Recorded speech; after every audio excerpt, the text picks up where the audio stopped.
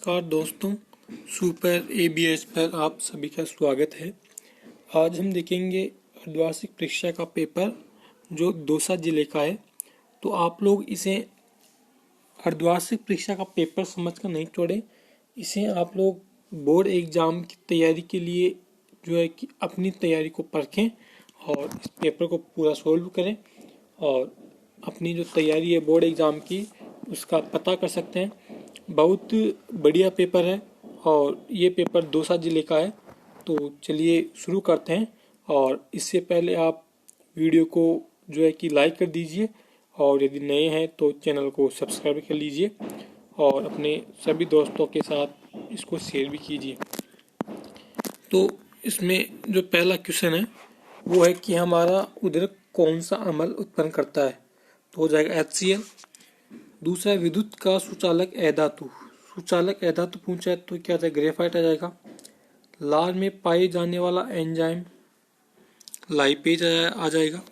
मस्तिष्क उत्तरदायी है। मस्तिष्क सोचने, शरीर का संतुलन करने, हृदय स्पंदन सभी के लिए क्या है, उत्तरदायी है। डाईऑप्टर किसका मात्रक है।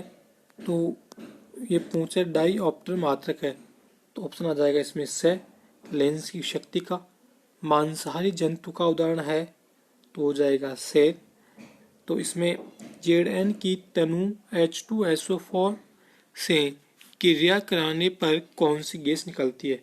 तो देखिए Zn ये प्लस H2SO4 से जब क्रिया होगी तो ये Zn इससे क्रिया कर लेगा बन जाएगा ZnSO4 प्लस H2। तो कौन सी गैस बनेगी, हाइड्रोजन गैस बनेगी। और इसके लिए AgBr का उपयोग करते हैं, सिल्वर ब्रोमाइड का। और पत्तियों का मुरझाना कौन से हार्मोन का प्रभाव होगा, एब्सिसिक अम्ल। ठीक है, ऑप्शन ए सही हो जाएगा। साइटोकाइनिन क्या करता है, कोशिका विभाजन को प्रेरित करता है। जिबरेलिन क्या करता है, जिबरेलिन तने में वृद्धि में सहायक है। और ऑक्सिन प्ररोह में बनता है तो वहां पर कोशिकाओं की लंबाई में क्या करता है, वृद्धि करता है। इसके बाद है कि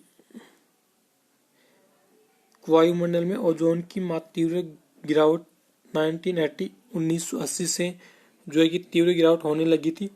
उत्पादक जो है कि क्लोरोफिल युक्त है।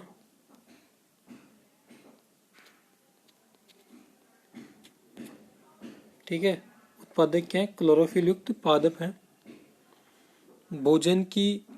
भोजन में आयोडीन की कमी से कौन सा रोग हो जाता है। तो इसमें आ जाएगा गलगंड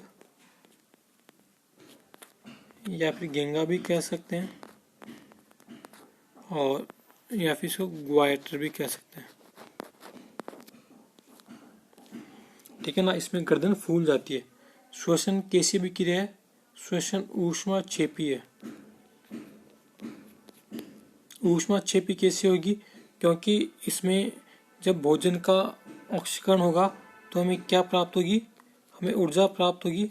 और जिसमें ऊर्जा प्राप्त होती है वह कैसी विक्रिया होती है, ऊष्माक्षेपीय विक्रिया होती है। और अब देखते हैं नेक्स्ट क्वेश्चन।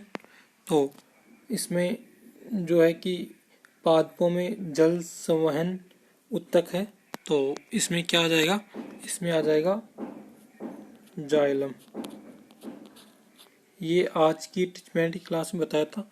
याद कैसे करोगे आप, जल और जैसे जल और जैसे जाइलम। संगमरमर का रासायनिक सूत्र है तो क्या हो जाएगा, CaCO3। संगमरमर जो मकराना लगाते हैं ना वो। मैग्नीशियम का वायु में जलना किसका उदाहरण है, तो किसका हो जाएगा, ये हो जाएगा ऑक्सीकरण का। बहुत बढ़िया पेपर है, इसको सोल्व करके आप लोग जो है कि अपनी तैयारियों को परख सकते हैं और बहुत अच्छा पेपर है। और जो है कि आप लोगों को बता दें कि अपनी बोर्ड परीक्षा की तैयारियों को परखने के लिए इसी वीडियो के डिस्क्रिप्शन में मैं जो है कि और भी कई पेपर जो पहले सोल्व किए हैं उसकी प्लेलिस्ट का लिंक डाल रहा हूँ और साथ ही यदि आप लोग टिचमेंट पर निःशुल्क क्लास लेना चाहते हैं तो उसका निःशुल्क क्लास कैसे लें तो उसका वीडियो का डिस्क्रिप्शन में भी मैं लिंक डाल रहा हूँ। तो महाशिवरात्रि पर आप लोग निःशुल्क एडमिशन ले सकते हैं। नेक्स्ट क्वेश्चन है कि कौन सी अधातु कमरे के ताप पर द्रव होती है? कौन सी होती है? तो वो हो जाएगा मरकरी। ठीक है ना, मरकरी। शुद्ध सोना कितने कैरेट का होगा? तो वो हो जाएगा 24 कैरेट का। नेक्स्ट क्वेश्चन है कि वह कौन सा पादप हार्मोन है जो तने में वृद्धि में सहायक होता है? तो बहुत अच्छा प्रश्न है। और तो ये हो जाएगा जिब्रेलिन। आज टिचमेंट की क्लास में काफ़ी क्वेश्चन करवाए हैं तो वहीं से ये क्वेश्चन आ रहे हैं, जिब्रेलिन। और इसको याद करने का तरीका भी मैंने आपको बताया था, टिचमेंट पर मैंने बताया था और बहुत अच्छे तरीके से आप लोग याद कर सकते हो। सभी पादप हार्मोन याद करवाया था, आपको बता देता हूँ। चलो इसको आप याद रख लें, जितना से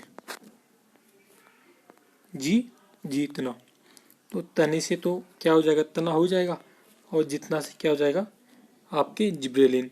तो आप कंफ्यूज भी नहीं होगा और अच्छे से याद भी हो जाएगा। नेक्स्ट क्वेश्चन है कि कौन यकृत एल्ब्यूमिन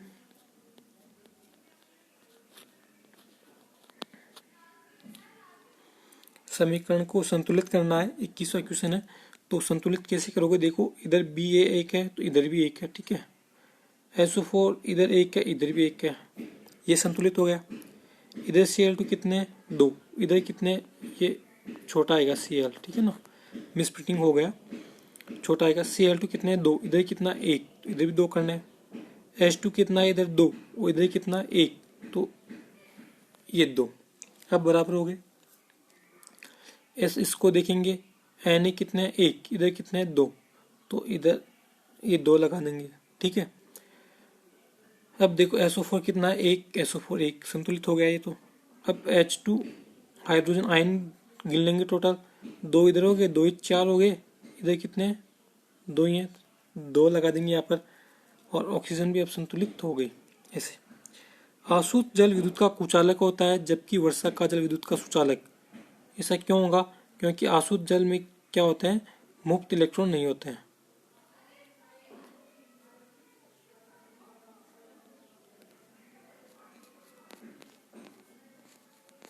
मुक्त इलेक्ट्रॉन नहीं होते हैं, ठीक है ना, इसलिए आसुत जल क्या होगा, विद्युत का कुचालक होगा। अब धातुओं के सामान्य गुण लिखो। तो आप लोग लिख सकते हैं जैसे तन्यता, चमकता, ध्वनिकता, आघात वर्धनीयता। इसे कई गुण आप लोग लिख सकते हैं। तंत्रिका कोशिका का नामांकित चित्र बनाइए। ये आज ही बताया था आप लोगों को।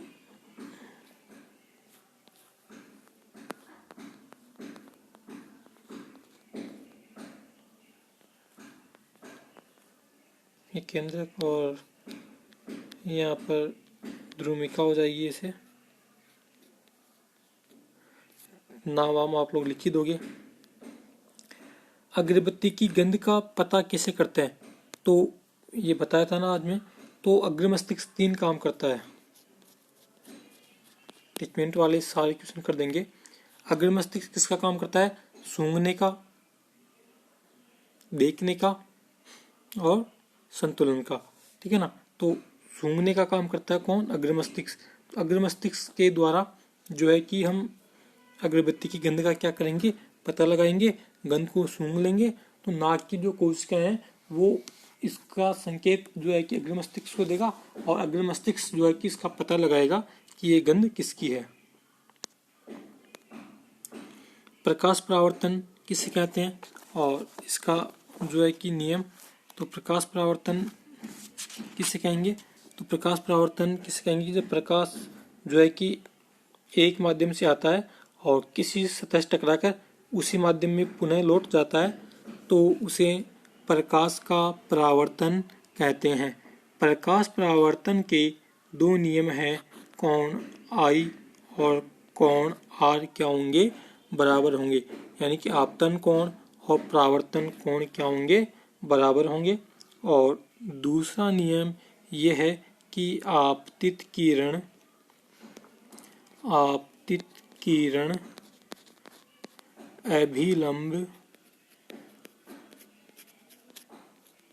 अभिलंब और परावर्तित किरण सबका तल क्या होगा, एक ही तल में होंगे, इनका तल एक ही होगा। ये प्रकाश परावर्तन के दो नियम हैं। नेक्स्ट क्वेश्चन है कि परितंत्र में अपमार्जक की क्या भूमिका होगी। तो अपमार्जक क्या करेंगे, जो कार्बनिक ये होंगे उनको किस में तोड़ देंगे, उनको अपघटन किस में कर देंगे, उनका अपघटन कर देंगे अकार्बनिक में। तो कार्बनिक जो होगा, जीव का जो कार्बन होगा उसको अकार्बन में तोड़ देंगे, ठीक है ना, अकार्बनिक पदार्थ में तोड़ देंगे। और अकार्बनिक पदार्थ किसमें मिल जाएंगे, ये मिल जाएंगे मिट्टी में मिल जाएंगे। और मिट्टी से पादप जड़ क्या कर लेंगी, इसको अवशोषित कर लेंगी, और पादप जड़ अवशोषित करके ये जंतुओं में पहुंच जाएंगी और इससे ये चलता रहेगा। तो अपमार्जक कार्बनिक पदार्थों को अकार्बनिक पदार्थों में तोड़ देगा और वो पुनः क्या होंगे, मिट्टी में मिल जाएंगे और पुनः उनका क्या कर लेंगे, उपयोग कर लेंगे। निम्न के सूत्र पूछ रहा है, तो ये सारे सूत्र आप लोगों को याद होने चाहिए थे। और चलो मैं आपको बता देता हूँ। विरंजक चूर्ण का सूत्र, विरंजक चूर्ण का सूत्र होगा CaOCl2। और इसका उपयोग जो होगा वो हो जाएगा एक तो वस्त्र उद्योग में, दूसरा उपयोग इसका हो जाएगा रासायनिक उद्योग में,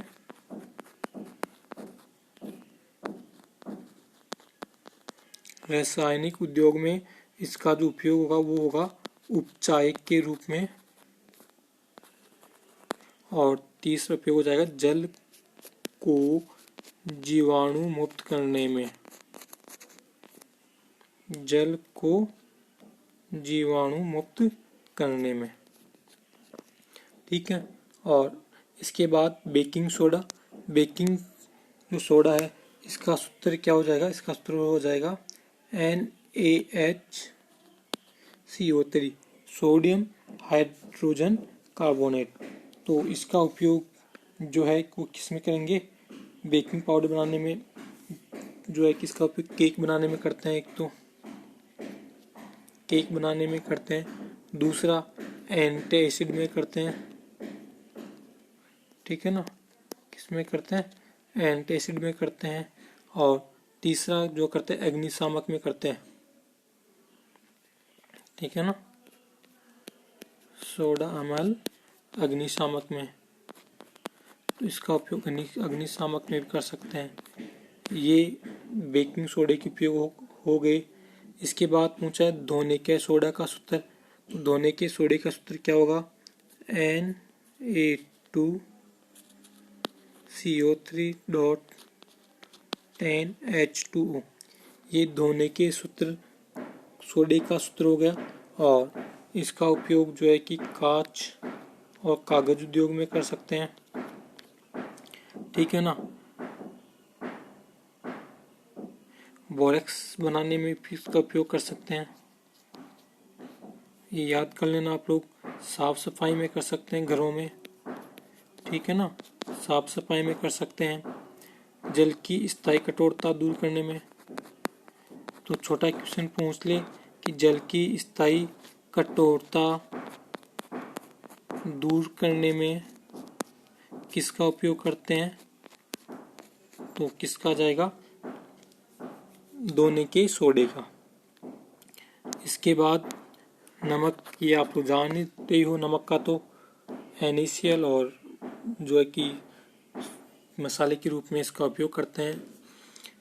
pH स्केल किसे कहते हैं, तो pH स्केल जो हाइड्रोजन आयनों की सांद्रता बताती है, ठीक है ना। हाइड्रोजन अणु क्या बताती है, सांद्रता बताती है। और अम्लीय क्षारीय प्रकृति कैसे, यदि पीएच स्केल का मान 0 से 7 हो तो वो क्या हो जाएगा, अम्लीय हो जाएगा, ठीक है ना।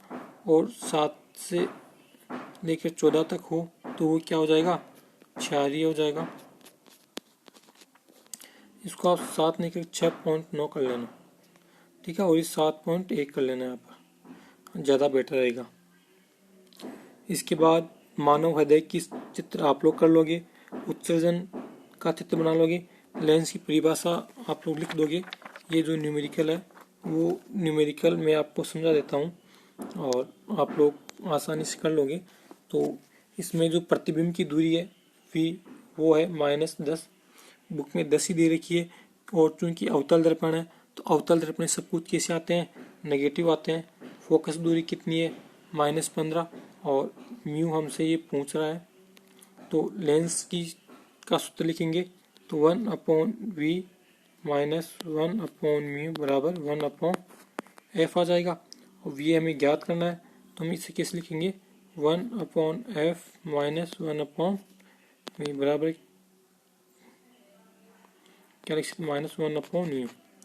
या तो इसे कर दो या फिर इसे कर दो कि 1/f म्यू को उस तरफ ले जाओ, 1/f को उस तरफ ले आओ। तो 1/f उस तरफ लाएंगे तो माइनस का हो जाएगा, ये प्लस का हो जाएगा और ये भी क्या हो जाएगा, प्लस का हो जाएगा। तो कैसे भी कर सकते हैं। और फिर फाइनली इसको हम जब लिखेंगे तो इसको लिख देंगे 1/10, ये माइनस का, ठीक है ना, प्लस 1/15। लघुत्तम आ जाएगा कितना, 30, तो -3 प्लस का 2 -1/30, ये क्या आ जाएगा 1/म्यू। तो म्यू बराबर कितना आ जाएगा, म्यू बराबर आ जाएगा 30। तो इसका उत्तर कितना आ जाएगा, 30 आ जाएगा। तो बिंब की दूरी कितनी आ गई इसमें, तो लेंस कितनी दूरी पर स्थित होगा, तो यह आ जाएगा 30 मीटर, ठीक है। बहुत इजी क्वेश्चन था। परावर्तन, प्रकाश का परावर्तन आप लोग जानते ही हो। परावर्तन का कारण जो है कि मैं बता देता हूँ, 2 कारण हो सकते हैं। एक तो इसके लिए जो है कि 2 माध्यम का परिवर्तन, ठीक है ना, प्रकाश के माध्यम का परिवर्तन होना, क्योंकि जब परिवर्तन होगा तो ये अपवर्तन होगा। दूसरा वेग में परिवर्तन, तो दोनों में से आप कोई सा भी जो है कि लिख सकते हैं। और किरण चित्र पूछ रहा है तो किरण चित्र आप लोग बना ही दोगे, ये स्लाइड वाला इसमें किरण चित्र बनेगा।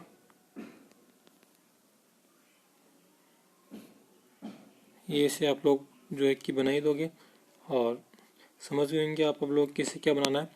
तो ये था दौसा जिले का पेपर, जो कि बहुत अच्छा पेपर है। और आप लोग इसका उपयोग जो है कि इसको पेपर नहीं समझे, इसको प्रैक्टिस समझे कि आप अपनी बोर्ड एग्जाम के लिए कितने तैयार हो चुके हैं। और इस पेपर को मैं वीडियो के डिस्क्रिप्शन में लिंक डाल रहा हूँ, तो वहाँ से आप लोग जो है कि देख लेना।